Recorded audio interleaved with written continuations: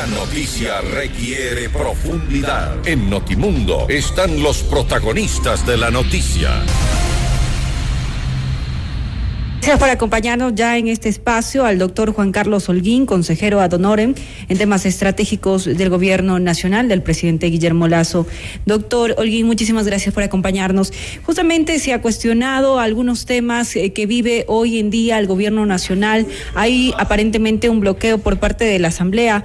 Quiero que usted me lo confirme o no en cuanto a los proyectos que envía el gobierno y pues que no se ha dado paso, o hay varias observaciones.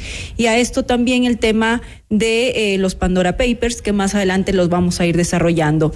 ¿Qué hacer para que exista acuerdos dentro de la Asamblea y pueda gobernar el presidente Lasso? Buenas noches, bienvenido. Muy buenas noches, mil disculpas por el retraso.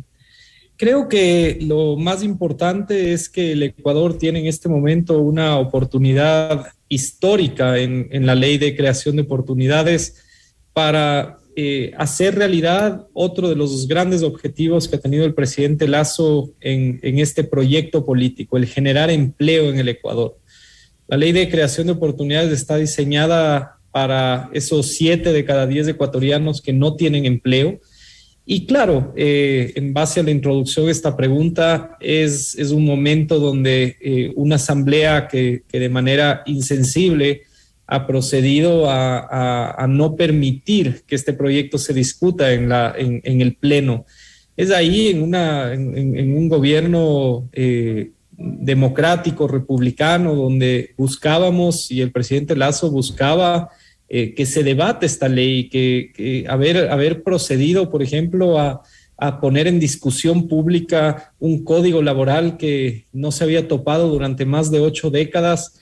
Y nuevamente resalto, es una tristeza que no se lo pueda debatir en el seno de la democracia, que sería ese pleno legislativo. Pero acá estará un gobierno, el gobierno del presidente Lasso, que seguirá luchando ahora en conversación con los ciudadanos, con las organizaciones de la sociedad civil, con los mismos medios de comunicación, para poder hacer realidad este objetivo de los ecuatorianos, que es tener un país de oportunidades.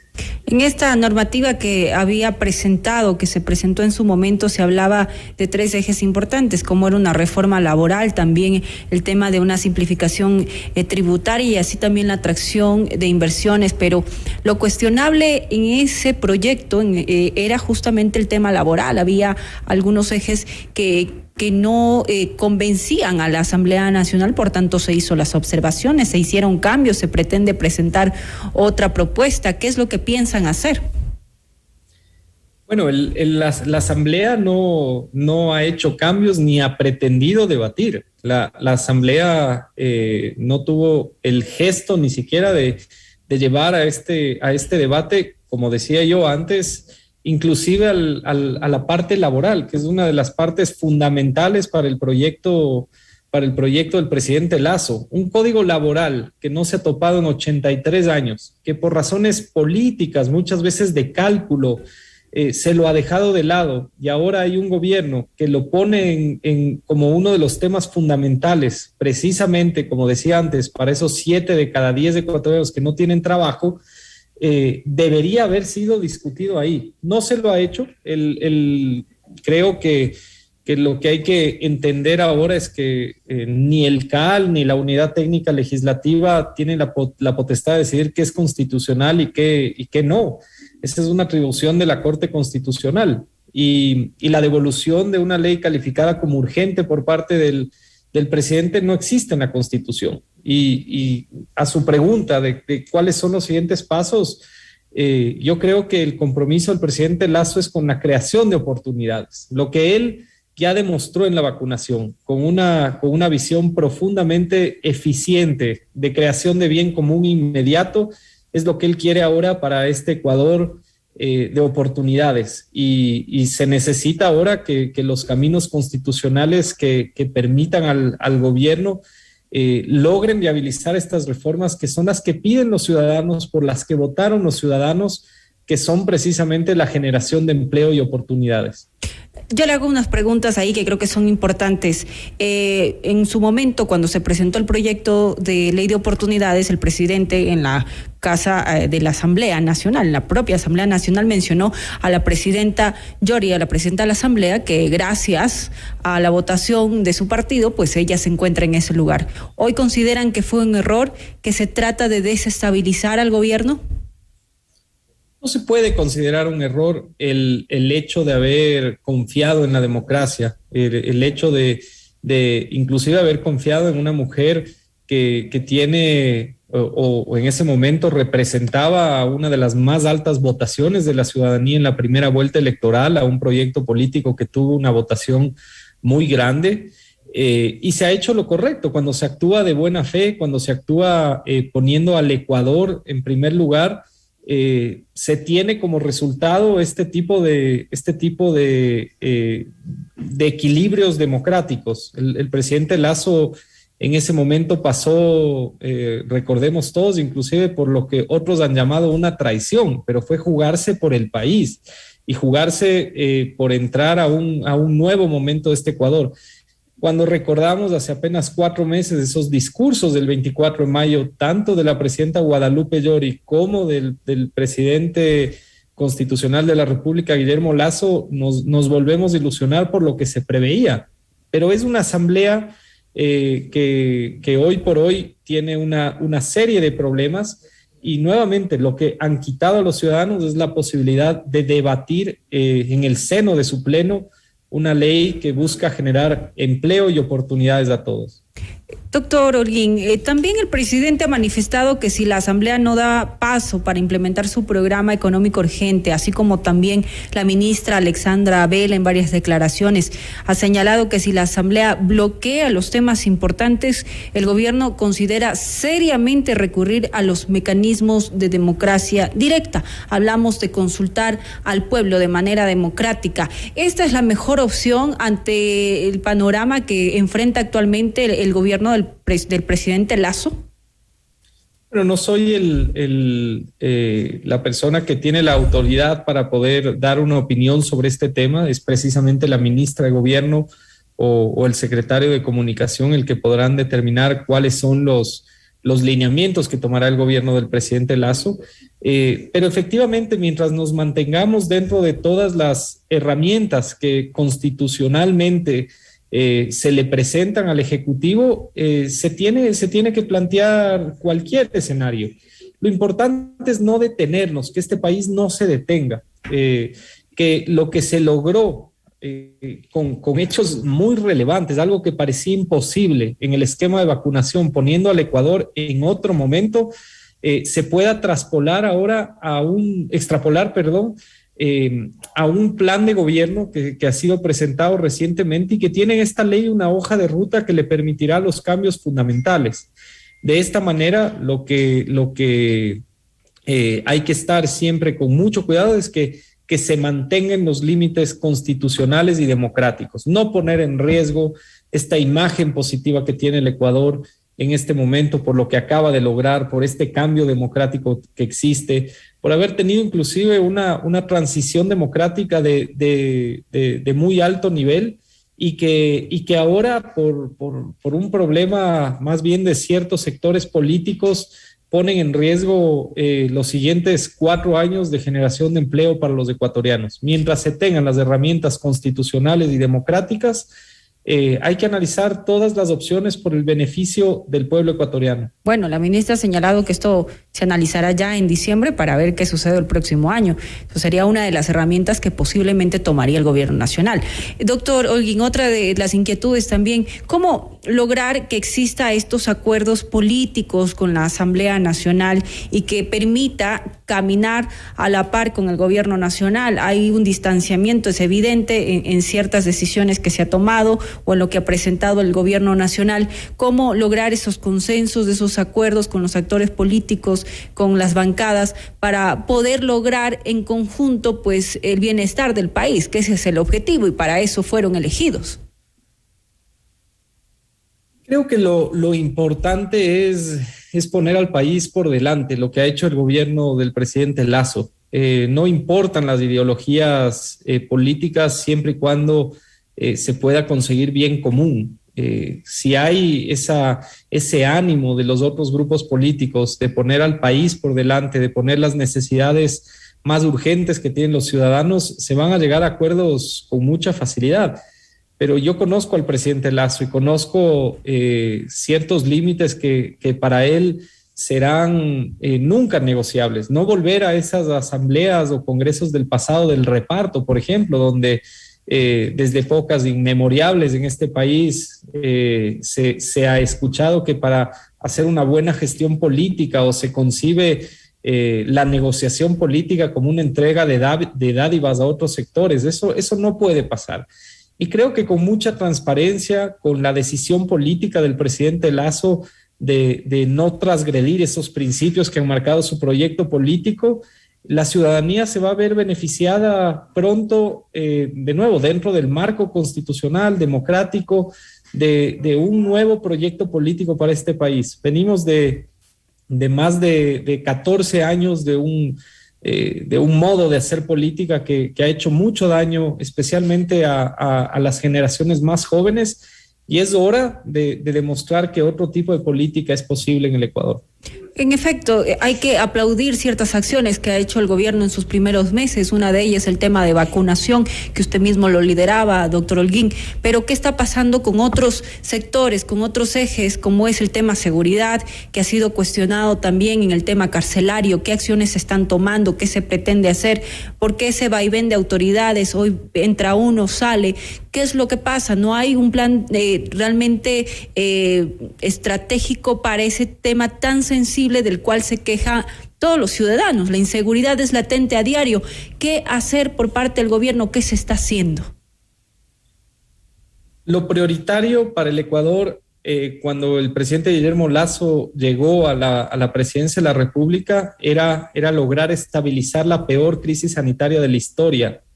Lo logró con un plan al que muchos criticaban, que muchos mencionaron que era imposible de cumplir, y Ecuador se posicionó como uno de los países líderes en vacunación en el mundo y uno de los países que esperemos pronto llegará a una inmunidad de rebaño. ¿Lo hizo cómo? Lo hizo generando la más grande coordinación logística que ha tenido el Ecuador en su historia. Lo hizo uniendo a organizaciones que nunca hubiésemos pensado que puedan estar dentro de una crisis sanitaria, como el Consejo Nacional Electoral, las Fuerzas Armadas, el Ministerio de Salud liderado por una ministra con una visión epidemiológica que marcó la diferencia. Lo hizo con el sector privado, con la academia a través de las universidades, ahora con los colegios. En 100 días, el Ecuador ha empezado un proceso de reactivación. Las cifras no mienten, las cifras de creación de empleo no mienten. Y esa reactivación económica, esa reactivación de salud pública era una de las prioridades más importantes del Ecuador. Eso no quiere decir que se hayan dejado de lado a las otras prioridades. Es el momento de tomar el toro por los cuernos y de hacernos cargo de los problemas que hemos heredado, y entre ellos, como usted menciona, está el tema de la seguridad. Hemos visto con preocupación, y yo personalmente he visto, por ejemplo, en mi ciudad, en Quito, ayer el video de un ciclista en un parque haciendo deporte, siendo asaltado. Eso no puede suceder en un Ecuador que hemos llamado el Ecuador del encuentro, en un Ecuador que busca una reactivación económica con atracción de inversión del extranjero o atracción de turistas del extranjero, teniendo ahora esta inmunidad de rebaño próximamente a alcanzar. Y ¿pero qué se está haciendo? La ministra de Gobierno ha presentado ya algunos de los planes hacia el tema de las cárceles. El tema de las cárceles habrá el momento en el que ella misma como vocera o el mismo presidente de la República le cuenten al país lo que se ha empezado a hacer, muchas veces en silencio, y que pronto serán parte del eje fundamental de este gobierno de manera pública. Pero lastimosamente, doctor Holguín, ese silencio nos está asustando a todos los ecuatorianos. Usted ha puesto un ejemplo. El fin de semana, ciclistas en un parque tan concurrido fueron víctimas de la delincuencia, y así un innumerable número de casos. Creo que es importante que se manifieste ya el gobierno en ese sentido. ¿Cuál es el plan de acción? Estamos en zozobra. Yo considero que en los próximos días habrá mucha claridad sobre las acciones que se han tomado y que se seguirán tomando. En el tema de las cárceles, indudablemente hay algunas decisiones que se han venido tomando de manera eficiente, a tiempo, apersonándonos de un problema que trasciende a este gobierno. Creo que muchas veces no nos gusta hablar de la realidad de las cosas, y eso es lo que esperamos que en las próximas semanas la ciudadanía empiece a comprender lo que este gobierno va a hacer, cómo va a enfrentar esos problemas, y nuevamente que haya confianza en un presidente que, como lo demostró en otros ámbitos, lo demostrará en la seguridad y también en los problemas económicos que aquejan a cada familia. Hay muchos problemas en este momento en el Ecuador, y para eso fue elegido el presidente Lasso, para eso fuimos elegidos nosotros dentro del equipo del presidente Lasso, para hacer los cambios de manera rápida. No hay cómo pedir paciencia a la ciudadanía. Y yo estoy seguro que la ministra Vela ha armado un gran equipo para precisamente afrontar lo que ahora nos aqueja. Bueno, en cuanto al tema en el que se ha visto involucrado el presidente en los últimos días, los Pandora Papers, doctor Holguín, ¿cómo está manejando este tema el presidente Correa al interno con su equipo, considerando el presidente Lasso justamente cómo está manejando este tema, considerando que existe pues ya una comisión designada, la Comisión de Garantías Constitucionales, para analizar esta información que pues lo involucra de cierta manera, que están en paraísos fiscales ciertas empresas que le pertenecen al presidente? ¿Qué están haciendo ustedes al interno justamente para lograr que el presidente pues no tenga afectación en su imagen y también demuestre que pues ha cumplido con la ley? El presidente Lasso actúa con transparencia, y con esa transparencia él mismo ha anunciado que se someterá a cualquier comisión de la Asamblea Nacional. Incluso ha sido público que ha pedido al Contralor del Estado que revise todas sus declaraciones patrimoniales. Y yo creo que eso lo convierte a él en una de las únicas personas en este país con la legitimidad para dar la cara frente a los ataques que se están teniendo, y al mismo tiempo develar quiénes son realmente los que no han pagado impuestos en este país. Usted mencionaba por la equivocación humana al presidente Correa, pero aquellos son los que sacaron dinero del país sin pagar un solo impuesto. Cuando el país, y esta información es pública, que también están siendo investigados, ¿no? Así lo ha dicho el asambleísta Villavicencio, que también se investigará al ex gobierno del expresidente Correa. Se tiene que investigar a todos, y todos como funcionarios públicos tenemos esa responsabilidad de que nuestros patrimonios, de que todas las cifras que manejan los patrimonios sean abiertas a la población. El Ecuador ha tenido un avance en transparentación de la información. Es información pública entrar al sistema de rentas internas, al SRI, a través del internet, y ver cuánto paga de impuestos del presidente Lasso.